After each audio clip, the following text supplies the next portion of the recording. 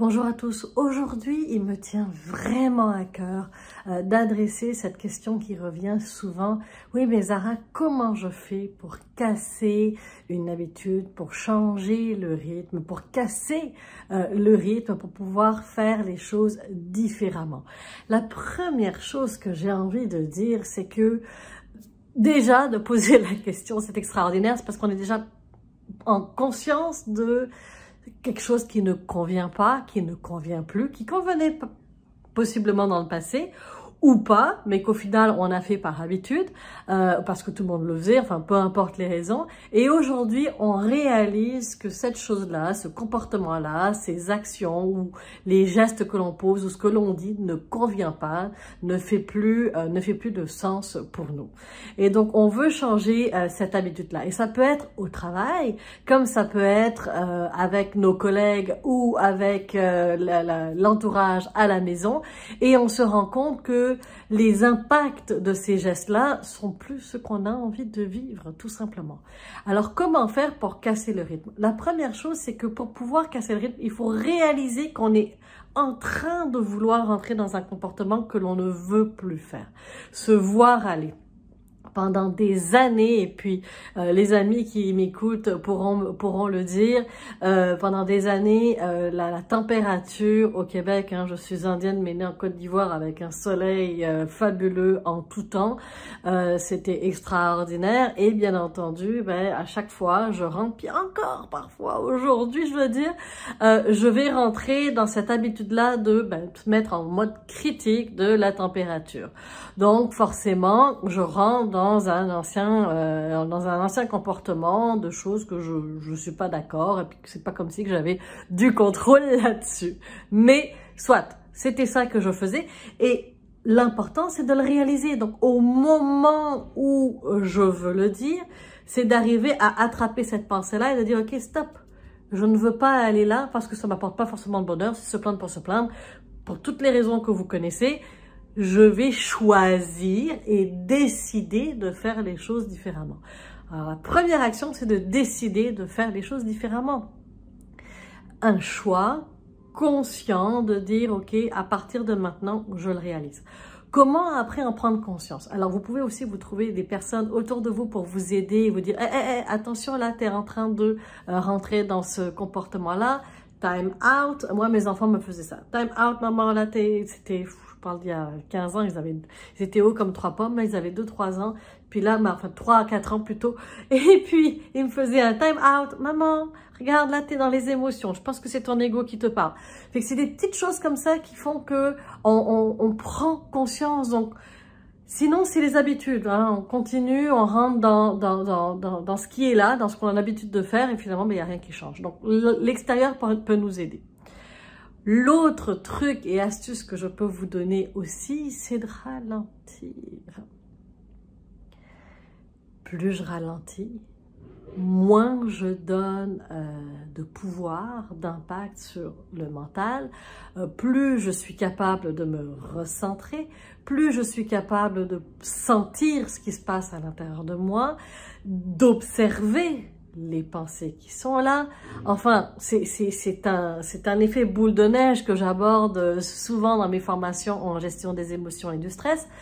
Pourquoi? Parce qu'au final, plus j'arrive à observer en train de me voir tomber là-dedans, plus c'est facile pour moi de mettre un stop, je décide, je choisis un comportement différent pour pouvoir avoir forcément des conséquences que je veux voir arriver.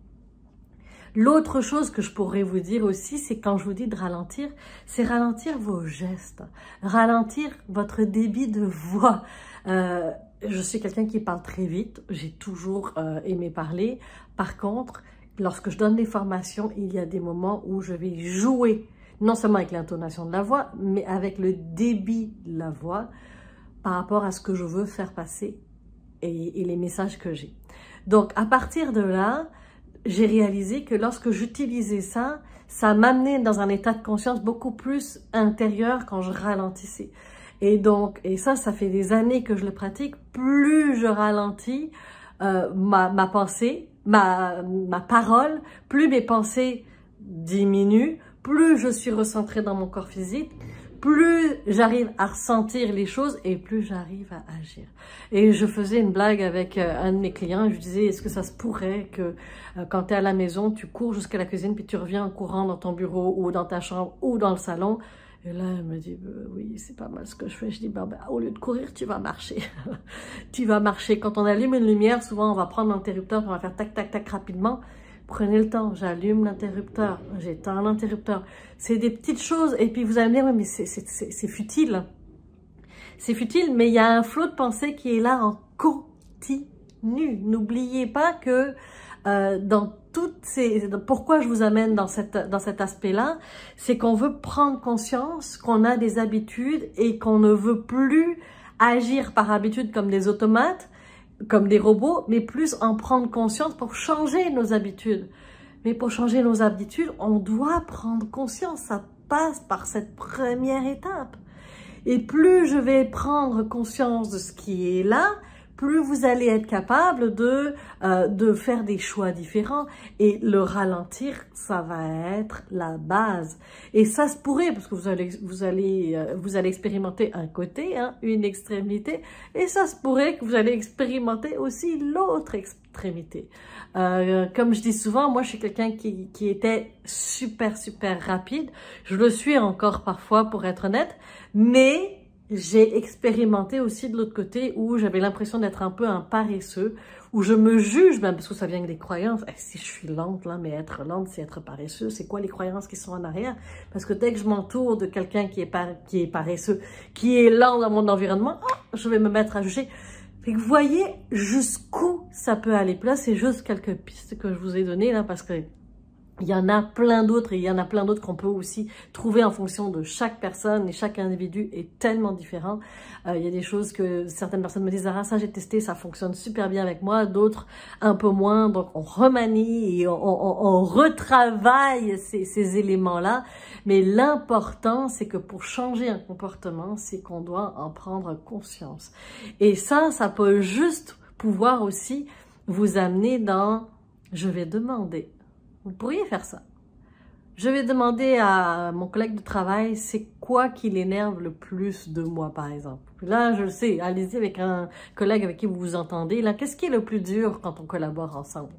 Puis là, il va vous donner une vérité que lui, il juge que c'est difficile pour lui. Vous allez aller l'observer à l'intérieur. Puis là, restez en observation. Est-ce que ça se pourrait que? Est-ce que c'est vrai que? Est-ce que je suis comme ça? Est-ce que ça se peut que ce soit complètement faux, puis c'est sa perception à lui? Ou ça pourrait être aussi l'inverse, de dire, ben, je ne l'avais jamais vu, puis les vérités, en général, quand ça blesse, c'est que la vérité n'est pas loin. Fait que si ça vient vous chercher émotionnellement, personnellement, ben, c'est peut-être parce qu'il y a quelque chose à aller retravailler là-dedans. Pourquoi je vous dis ça? Parce que j'ai dit, OK, maintenant que j'en prends conscience, vous dites, OK, la prochaine fois que je suis en train de faire ce comportement-là, vous donnez l'autorisation à votre collègue de, dis-le-moi. Dis-le-moi pour que j'en prenne conscience. Plus je vais en prendre conscience dans mon entourage, dans ma vie personnelle et professionnelle, plus je serai capable d'en faire quelque chose. Parce que sinon, on est dans des angles morts. Vous m'avez souvent entendu parler de ça. Nous sommes dans des angles morts et ça ne fonctionne pas. Alors, je vous dis de tester ça. Donnez-moi des nouvelles et à la prochaine inspiration. Ciao! Vous avez aimé? Je vous donne rendez-vous en janvier pour pouvoir débuter cette nouvelle année, fabuleuse année 2024. Qu'est-ce que je vous propose? C'est qu'on regarde ensemble comment aligner notre tête, notre cœur et nos actions vers des objectifs qui vont faire du sens pour vous. Retrouver votre sens dans votre vie professionnelle, personnelle et s'assurer d'avoir un réel impact pour vous et dans votre entourage. Venez briller ensemble en janvier. Vous avez le lien d'inscription tout autour de cette vidéo et je vous dis à la prochaine.